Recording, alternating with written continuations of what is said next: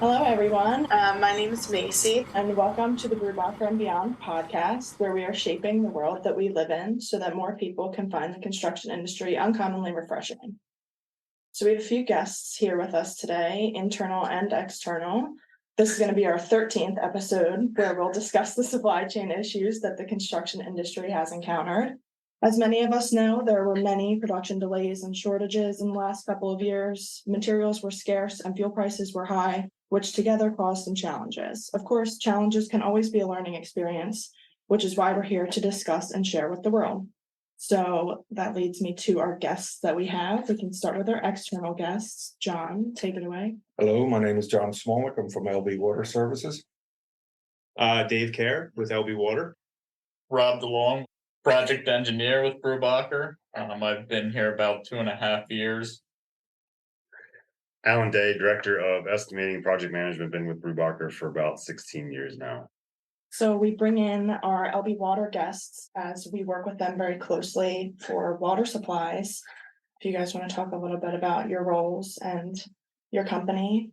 Okay, my role is outside sales, business development, and the company is based out of Selinsgrove, Pennsylvania. I think this is our 45th year in business. And you've been there all 45 years? Strong pipe cut. I started selling pipe in 1979.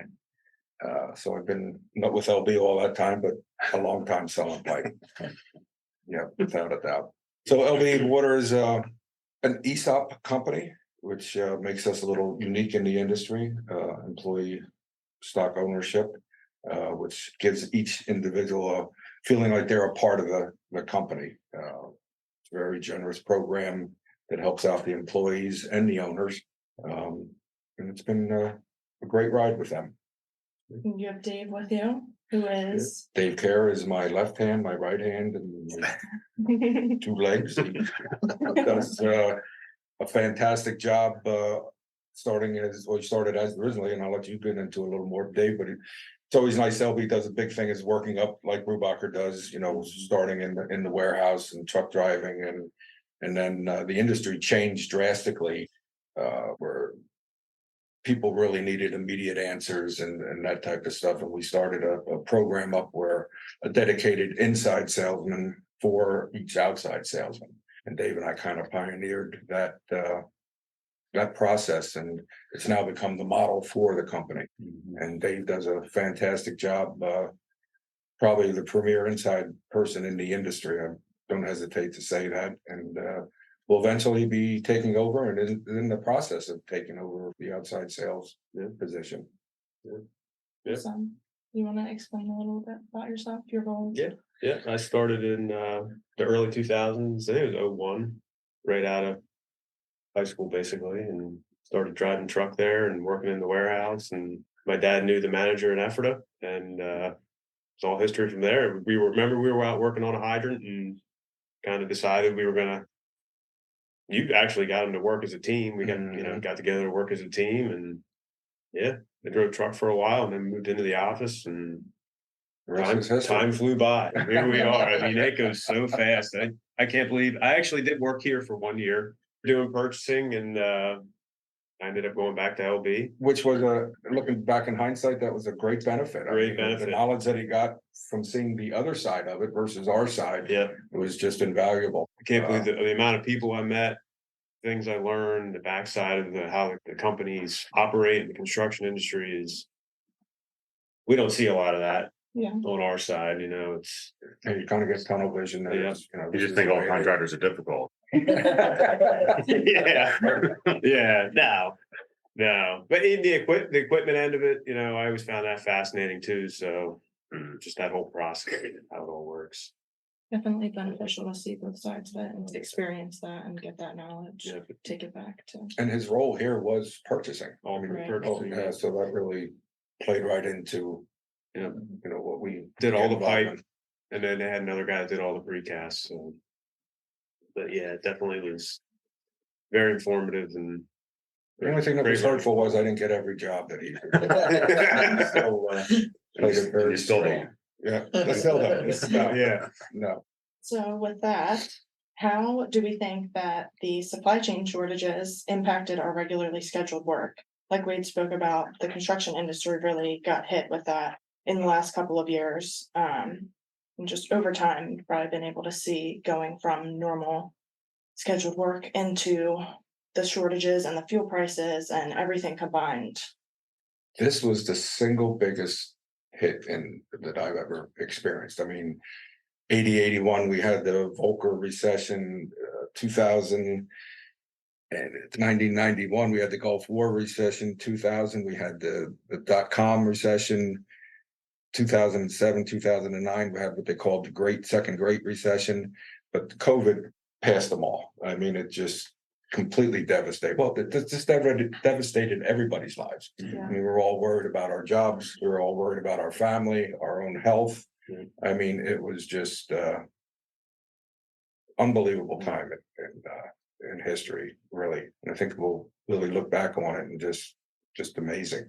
How it affected our deliveries, I mean, it was horrendous. Well, we were deemed essential workers, so we were able to work, as were you guys. Was that right off the bat that you were deemed? Not right off the Essential. bat. It was very gradual and it was very back and forth. Right. Depending on waivers and then waivers that got canceled, and it was And definitely certain a roller jobs were coaster. deemed, you know, Yeah. yes. So, It was a roller coaster for the first 3 or 4 months. right.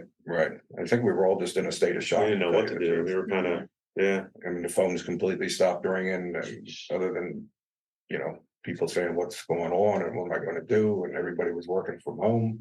So it Give you a little piece of paper and said, if you get pulled over, here you go, you know, you're deemed essential. It was just bizarre. And even with that essential work, then I feel like the job shortages and the production rates were just not there. So even if you were working, it was hard to probably get those materials, and just always 1,000 puzzle pieces that you have to put together. I'm actually trying to think if when that hit, I mean, that's when work dried up. I mean, you guys weren't able to work, so Yeah. you're not working, we weren't working. A couple emergency calls for municipalities and that type of stuff, you know, for main breaks and that type of stuff. But then the shortages really were That was after. after it all happened. And that just, I mean, that blindsided us. I mean, the way that came about, I mean, it went from, you need to load a ductile iron pipe, we can get it in, you know, a week, to all of a sudden, you know, we're bidding months, and then next thing it was a year and a half. I mean, it just, no warning from the manufacturers, no warning from anybody. It was And not just one. It was the majority of the big manufacturers, the PVC, the HDP, the ductile iron. It was all the big. And we kept asking why, why is this happening? You just had a slowdown where we weren't able to ship, and now there's work, and we couldn't really understand what it was. And it was labor shortage, raw material shortage, and trucking paid a huge part of it. Some of the manufacturers had material, but you just couldn't get it. They couldn't find the trucks to run with it. So, you know, we had contractors driving all over the place, different states and everything else, to pick up material. And I think it still amazes me just how quick that part of it came about. Yeah. And how I mean, it felt like it was overnight. Yeah. Literally, and we had no way to give warning to anybody. I mean, normally in a situation like that, we would have, you know, bought another yard and stocked huge inventories of material, and we didn't even have the time to do that, you know. One thing LB is not shy about is stocking inventory. So I honestly think they would have bulked up a lot more had they known this was going to happen. You know, It just, I don't think anybody expected anything like that to happen, so it's kind of hard to prepare for that, especially like you said, when it comes overnight. yeah. I was called names that I didn't even know. It was pretty amazing.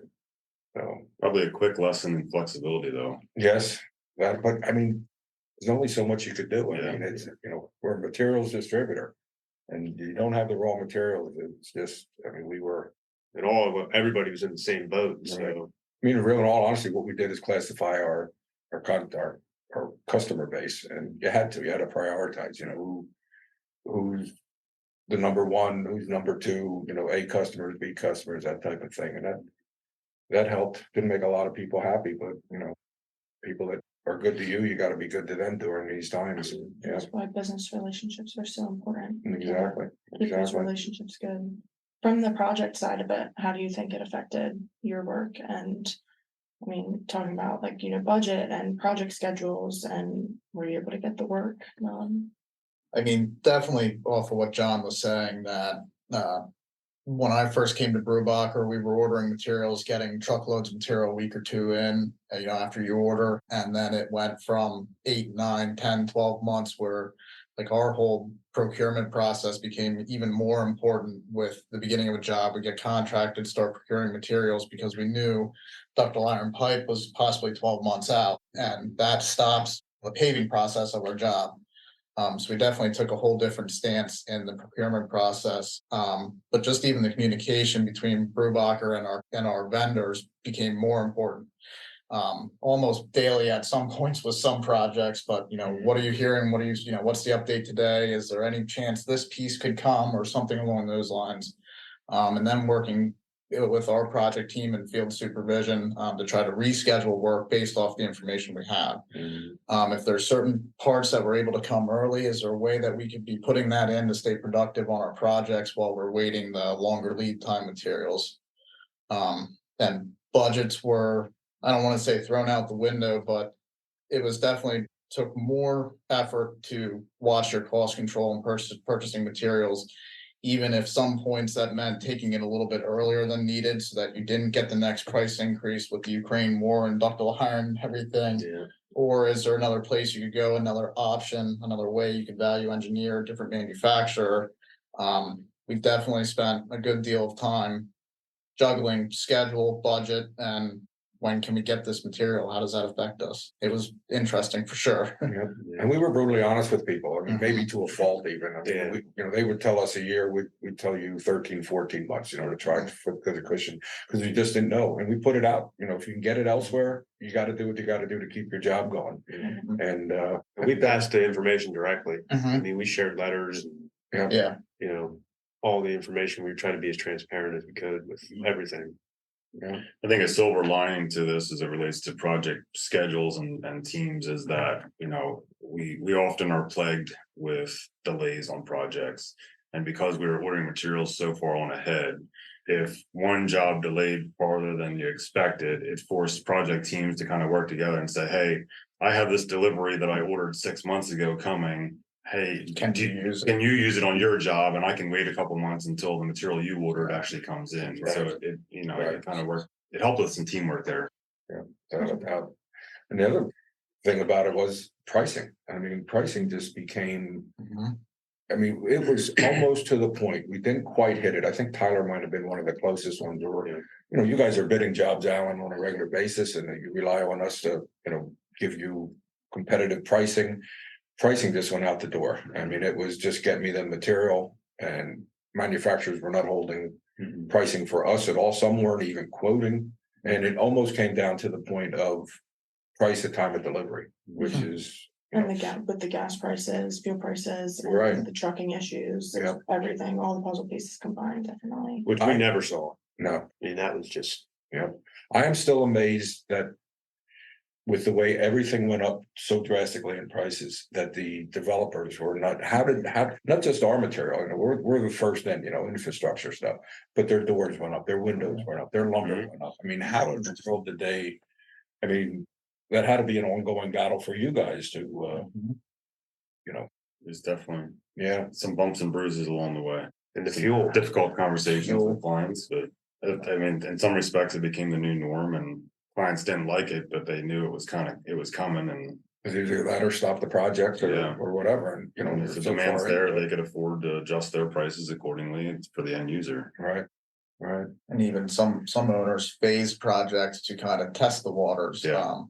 If we build this little section, we can take this smaller hit to build this little section, but then housing sales, especially in the residential, went crazy in that same time frame to the point where they couldn't keep product in front of sales. Right. So that kind of drove our work through this time, because the houses were selling as fast as they could build them. So they had to keep the infrastructure in front of the housing market. Yep. Very interesting times, that's for sure. So now, obviously, we still have some issues here and there with materials, and definitely not like it was in those recent years. So how do you feel it impacted you in the sense of what did you learn from it? What are you doing differently now that they're kind of slowing down? We've really looked at inventory control a lot harder. And, we have a dedicated team that just handles our inventory, which is, for us, that's what it's all about, having the right products at the right time to get it out the door. For the most part, things have turned around. Probably the biggest thing holding out there for us is brass at this point. All the brass manufacturers, you have three major ones. You have Mueller, Ford, which we handle, and McDonald, which we also handle. And they just, and I don't know if we've really heard an explanation of why the brass is so far behind yet, but It's just the backlog that they took in over the last couple of years. They supposedly had several years of backlog running at 24/7 to keep up with the demand. It's settled a little bit, but it's still, if you order a custom piece, it could still take, I don't know, 20-30 weeks, depending on what it is. It just, I mean, we were our own worst enemy in this industry to some degree, because what everybody ended up doing then was throwing purchase orders into the manufacturers in bulk and just not really needing the material. Just, we're just going to throw these in 10 times over what they would normally order. And the manufacturers didn't do a very good job of handling that and filtering through that and working with the individual distributor and say, hey, what do you really need? is this the In prior years, you had 10 purchase orders in for this item. Now why do we have 40 in for this item? And they really could, and that's really what it was. yeah. And to some extent, I think it still It's is still going on. for brass. Yeah.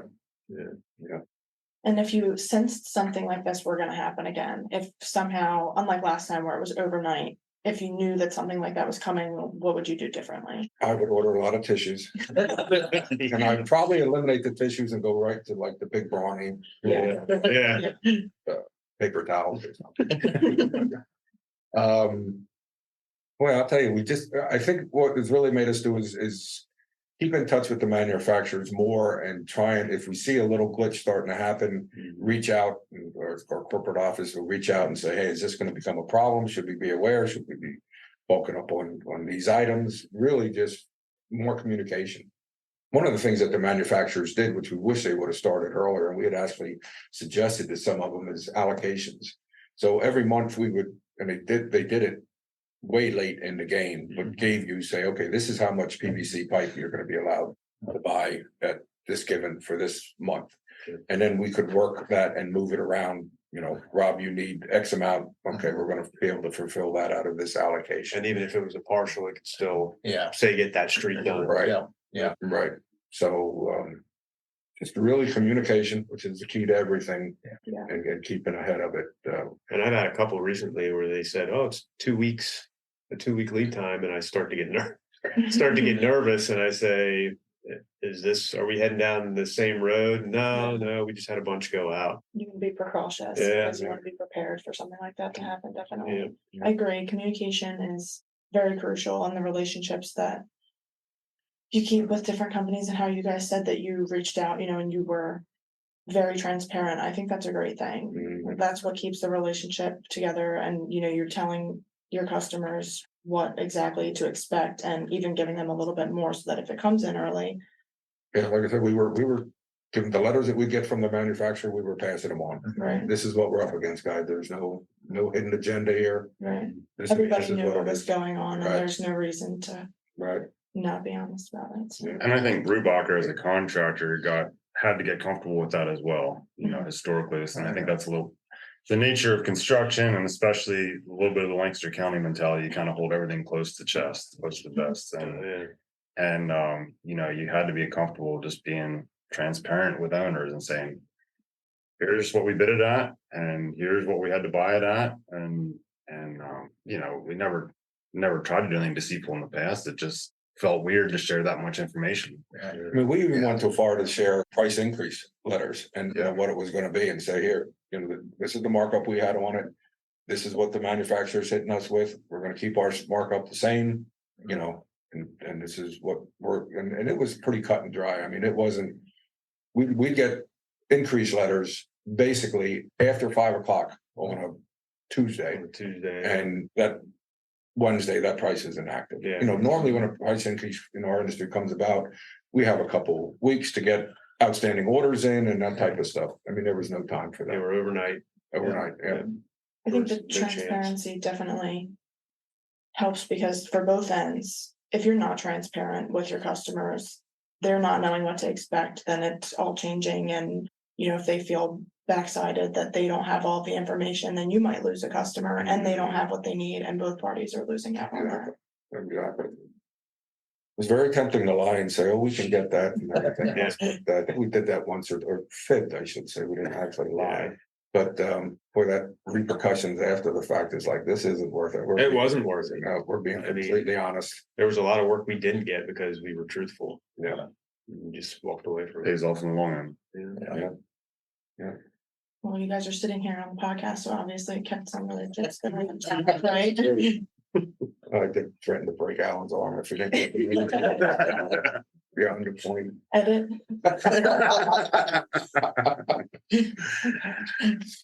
So as a whole, you would think that these issues aren't really affecting your work as much today, maybe in a little bit in a sense, but not to the point where, you know, No, we're not still in nearly that to the point. horror scene. No. I mean, there's a lot of other things that we're looking at. I mean, naturally, the state of the economy and what's going to go on with housing, which, you know, you listen to one person, he's saying one thing, another says another, you know, you're all over the board with it. But one thing about this area, and I've been doing it, like I said, for a long time, is we don't get the high peaks and low peaks. You know, Lancaster County, Berks County, Montgomery and that stuff always kind of floats through. Yeah, we'll have downturns, but not to the drastic nature that a lot of parts of the country will see. Mhm. So we're pretty fortunate that way. And for the project side, like, how much do you think it's still affecting what you're doing today? It's definitely gotten better, with our new projects we have going on right now. Our materials are much more readily available. I know we just spoke about our one project that, you know, brass is maybe a couple weeks out, but everything else is able to come in almost with, you know, 3-4 week heads up. Yeah. Pricing has definitely, at least it seems from our end, become more stable. For that, you know, the life of a project can be 8, 9, 10 a year. It's been more stable throughout the life of the project, where in the peak of it, it could, like, I can remember seeing your quotes, Dave, it said ductile was good for 24 hours. And it's like, you know, I got Really? today. How are you gonna to figure how are you this gonna out. operate like Yeah. under that? You know, can you get it to me today? Well, no. But yeah, so pricing has held much more stable, which has made the whole process easier to manage from the project side of this. Seemed like a lot of projects were held up though over the last couple of months. And what's the explanation for that? Is it permitting issues? Is it the developers just getting cold feet to a certain degree, or? I feel it's engineering, permitting and approvals is the major killer we see. I feel that happened with the boom that happened end of 2020, early 21. Everybody jumped in to develop to meet that housing boom. And now everybody's out of land. And even, you know, till DEP gets an NPDS permit, the township gives final land improvement, they record it in the county, this, that, it's just been a much longer process. Even several of our jobs have been stuck in that trend. Where we're trying to offer the owners as much help as possible, but, you know, we can't make Berks County go record the plans. Right. Right. And the housing market is definitely not dropped at all. Do you think that has a play in it at all? I think that's why we see jobs still pushing forward, even the larger projects pricing's still up from when I first started a couple of years ago, but which is inflating the developer's cost. But I think with the housing market still being up, it's still worth their risk to move forward with the larger projects. I mean, they still say we're in a housing shortage. But, you know, when you look at the increased cost to put the development in, along with the increase in mortgage rates, it's pretty mind-boggling that things are still moving along as much as they are. Allan, how do you look at it as far as knowing the project's going to be held up? Because it almost seems like the new norm. I mean, bidding wise, how do you account? It is a challenge for sure. And I've been saying this for years, even before COVID, that just the timing of projects is a never ending battle. And part of that is because as site contractors, we're the first people on site. You know, once we break ground, the vertical building contractors can usually figure, okay, it's X weeks or X months until they can start putting foundations in the ground. But until the site contractor starts, man, it's just hard to figure that out. And to Rob's point around permitting, I mean, funding is a piece of that, you know, with the banking crisis. The funding's not going away. It just takes more time and a little more challenging to get.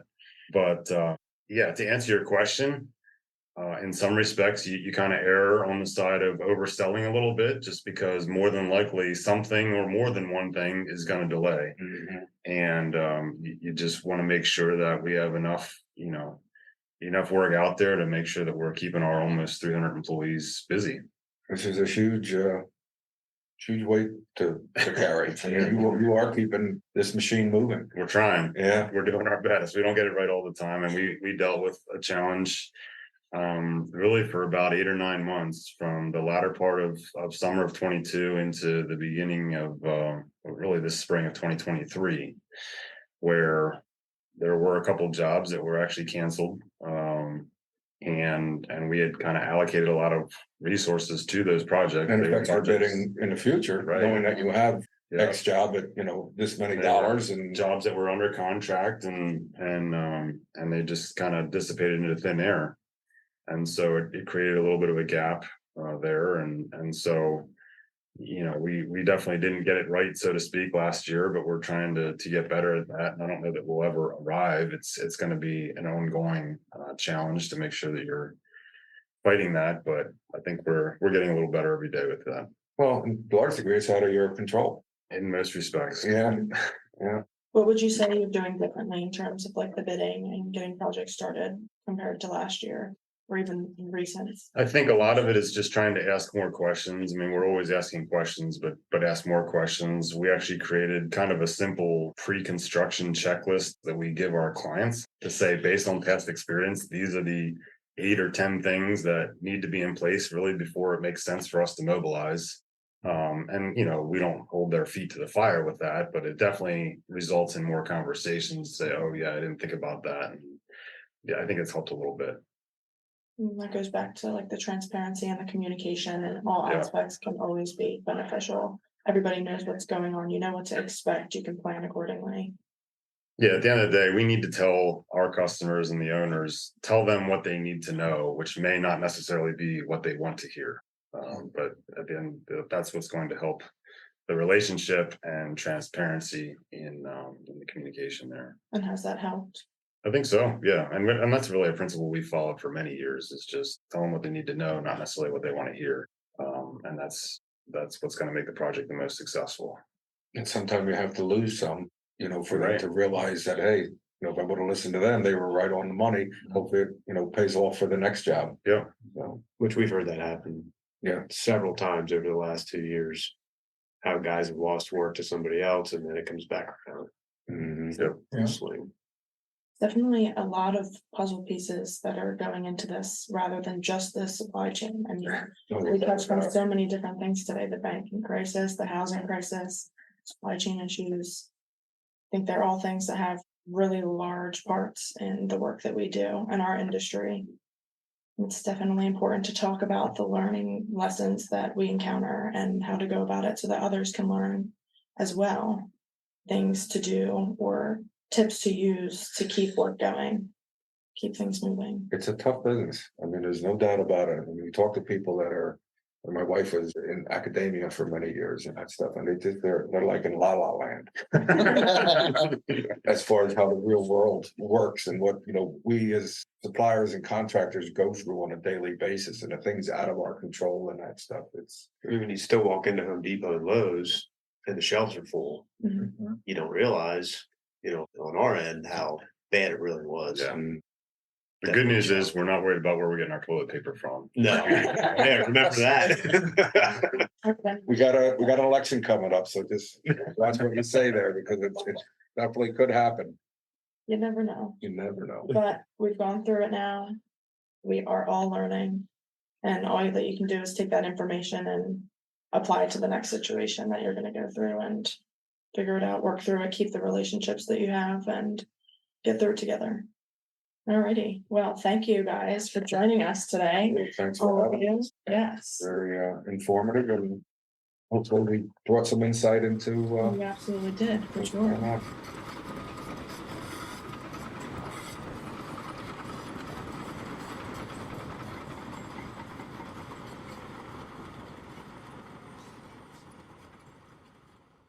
Thank you for listening to the Brubacher podcast today. If you enjoyed it, please subscribe to our podcast so you can listen to new episodes every month. Share it with your friends in the industry and those who might like to learn more about the construction industry. Feel free to check us out on our website at www.brubacher.net. We hope you found the discussion insightful, and we look forward to the next time.